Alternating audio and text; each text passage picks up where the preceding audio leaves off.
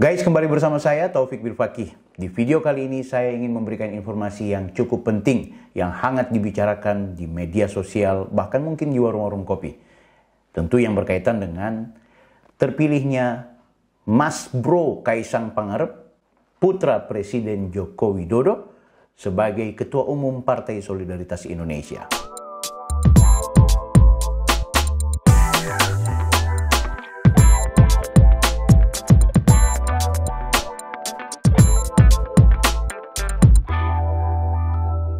Harus diakui, perbincangan tentang Bro Kaisang menjadi ketua umum sangat hangat. Menjadi perdebatan, menjadi fenomena, bahkan tidak hanya dalam negeri. Media asing pun membicarakan eksistensi putra dari Joko Widodo ini menjadi orang nomor satunya di Partai Solidaritas Indonesia. Maklum, PSI sebagai partai politik yang masih seumur jagung, baru 2 kali akan mengikuti kegiatan pemilu, tentu bisa dibilang bukan partai besar yang kini kemudian memiliki visi misi besar untuk memenangkan pemilu 2024. Kehadiran sosok Kaisang yang menjadi anggota bahkan menjadi ketua umum adalah sebuah anugerah bagi partai berlambang mawar ini. Titik berat dari video ini yang ingin saya sampaikan terkait mengapa bisa orang yang belum lama menjadi anggota partai politik bahkan dijadikan sebagai ketua umum. Bagaimana dengan mekanismenya? Di tengah kerinduan masyarakat Indonesia, partai politik yang harus memiliki mekanisme atau sistem pengkaderan yang baik, dan PSI adalah partai yang ikut mendukung tentang sistem pengkaderan yang baik, justru mempertontonkan sesuatu yang dianggap unprosedural, sesuatu yang dinilai tidak konsisten, bahkan mungkin menyalahi aturan internal partainya. Oke, kali ini kita bahas satu persatu. Pertanyaannya, mengapa Kaisang masuk PSI? Tentu ini bisa dijawab oleh Kaisang itu sendiri. Anda bisa membaca dan melihat video ketika sambutan atau pidato perdana Kaisang di saat kegiatan Kopi Darat Nasional atau Kopdarnas yang digelar oleh DPP PSI. Kaisang menyebut bahwa salah satu keutamaan dia masuk partai politik, dan dalam hal ini adalah PSI, soal kesamaan visi, serta penilaiannya terhadap partai politik ini yang memiliki idealisme serta integritas. Dan ia menilai tentu eksistensi PSI harus didorong sampai dengan partai ini bisa memiliki kursi di parlemen, terutamanya yang ada di DPR RI. Kita ketahui bersama, sampai dengan pemilu 2024 nanti, anggota partai politik dari PSI yang masuk di Dewan Perwakilan masih di tingkat daerah, baik di DPR Provinsi maupun DPR Kabupaten Kota. Oleh karena kegelisahan seorang Kaisang yang kepingin berkarir di politik praktis, ia pun kemudian melihat ternyata partai politik yang dianggapnya baik adalah PSI yang memiliki kesamaan dengan agenda perjuangan politiknya juga. Sehingga itu, meski disebut sebagai partai kecil, tekad seorang Kaisang, dia akan memenangkan pemilu 2024 sehingga menjadikan PSI sebagai partai yang diperhitungkan. Bahkan ia menyebut akan menjadi partai besar di mana kader-kader dari PSI akan masuk di parlemen, terutama di DPR RI. Pertanyaan selanjutnya adalah, mengapa bisa seorang Kaisang yang baru saja menjadi anggota partai politik tiba-tiba didaulat menjadi ketua umum? Mekanisme seperti apa yang dilakukan oleh PSI di tengah kerinduan rakyat Republik Indonesia yang berharap seluruh partai politik yang ada di negeri ini selalu mementingkan proses kaderisasi, memperhatikan jenjang pengkaderannya? PSI justru mempertontonkan sesuatu yang dianggap tidak sesuai dengan apa yang menjadi ADRT-nya.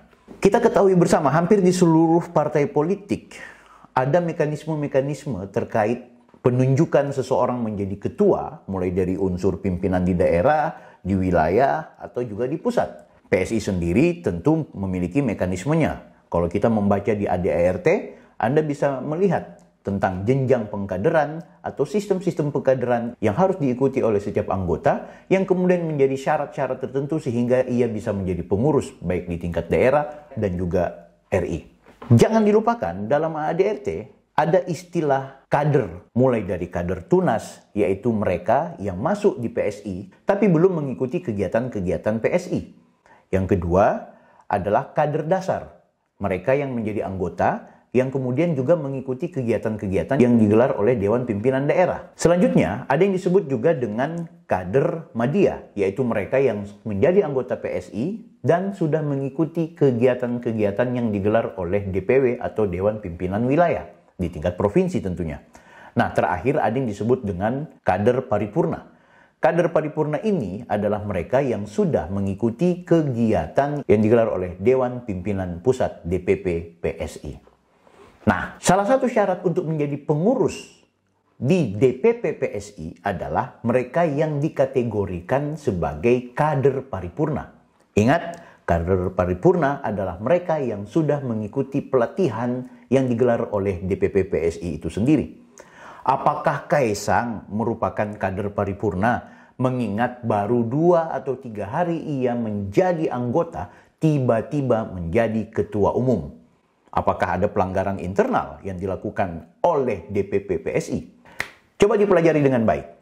Dalam ADART dan mekanisme kerja yang terdapat di DPP PSI atau PSI secara keseluruhan, Dewan Pembina merupakan elemen yang paling tertinggi, memiliki otoritas tertinggi dalam menentukan arah kebijakan dan juga arah gerak untuk kepentingan partai politik tersebut. Dewan Pembina tentu yang terdiri dari ketua, sekretaris, wakil ketua, dan juga anggota adalah komponen yang berkapasitas untuk mengangkat dan juga memberhentikan seseorang dari jabatan-jabatan tertentu. Termasuk dalam hal ini adalah ketua umum. Nah, yang menjadi pertanyaan adalah, bila untuk menjadi pengurus DPP harus mengikuti jenjang karir sebagaimana yang disebutkan dalam ADART, berarti penunjukan kepada Kaisang sebagai ketua umum adalah mekanisme unprosedural. Kalau kita mau membaca lebih detail apa yang ditulis dalam ADART PSI, memang benar pada pasal 13 disebut tentang bagaimana jenjang pekaderan yang terdapat dalam partai ini, yaitu mulai yang saya sebutkan tadi, mulai dari kader tunas sampai dengan kader paripurna. Ingat, itu disebut sebagai jenjang pekaderan. Kalau kita membaca pada pasal 12-nya yang berkaitan dengan bentuk dan sumber, maka dituliskan bahwa bentuk dari Partai Solidaritas Indonesia itu adalah partai kader. Artinya, semua mekanisme yang terdapat di partai politik ini adalah mekanisme yang berbasis pengkaderan. Namun, dalam konteks sumber, ya kan, sumber kader, siapakah yang dimaksud dengan kader? Itu memiliki sumber. Masih pada pasal yang sama, pasal ini menyebutkan bahwa ternyata mereka yang disebut sebagai kader itu terdapat dari sumber-sumber tertentu. Pertama, mereka berasal dari kader sayap-sayap partai. Oke? Yang kedua, individu yang telah mengikuti jenjang pengkaderan. Seperti yang saya sebut tadi, mulai dari kader tunas sampai dengan kader paripurna memiliki mekanisme-mekanisme tertentu untuk kemudian disebut sebagai kader dari tingkat bawah sampai dengan tingkat atas.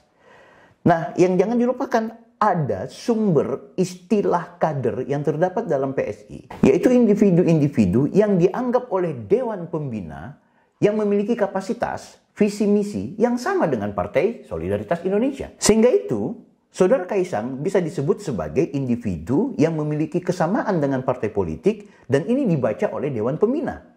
Oke? Nah, dari sinilah sebenarnya tidak ada pelanggaran secara internal atau pelanggaran yang dilakukan secara etik oleh partai politik yang bernama Partai Solidaritas Indonesia. Ditambah keputusan Dewan Pembina untuk kemudian menunjuk Bro Kaisang sebagai ketua umum berdasarkan hasil rembuk bersama DPW-DPW yang mengikuti kegiatan Kopdarsus, yaitu Kopi Darat secara khusus, sebelum menggelar yang namanya Kopi Darat Nasional atau Kopdarnas. Bahkan di Kopdarsus tersebut, DPW-DPW yang merupakan representasi dari seluruh DPD atau DPC, bahkan seluruh kader-kader se-Indonesia menyebutkan ternyata mereka sangat setuju dan mendukung seorang Kaisang menjadi ketua umum. Kepentingannya apa? Pasti politis. Kepentingannya apa? Pasti juga ada kepentingan pragmatis. Kepentingannya apa? Kepentingan yang paling utama di sini adalah menjalankan visi misi organisasi untuk menjadikan Indonesia menjadi negara yang baik, negara yang maju, negara yang sejahtera, dan negara yang jauh dari tindakan korupsi dan terhindar dari tindakan-tindakan intoleransi. Sebagaimana yang menjadi basis kekuatan partai politik bernama Partai Solidaritas Indonesia. Saya sendiri salut dan mendukung seorang Kaisang menjadi ketua umum. Kaisang karena sebagai anak presiden. sehingga itu dia dipilih. Wajar. Tapi kalau dia anak presiden namun tidak memiliki visi misi yang baik, tidak dianggap baik, atau mungkin dia adalah anak yang tidak berintegritas, tidak berkapasitas, tentu PSI tidak akan kemudian ucuk-ucuk mengambil seorang Kaisang menjadi anggota, bahkan menjadi ketua umum. Kebetulan beliau adalah anak dari presiden, ditambah memiliki wawasan dengan segala kepribadiannya yang terbentuk menjadi generasi muda hari ini, dan memiliki kesamaan dengan gen atau DNA Partai Solidaritas Indonesia, maka keberadaan seorang Kaisang sangat tepat menjadi ketua umum untuk menakodai PSI ke depan agar bisa memenangkan pemilu 2024. Saya Taufik Bilfaqih, salam solidaritas.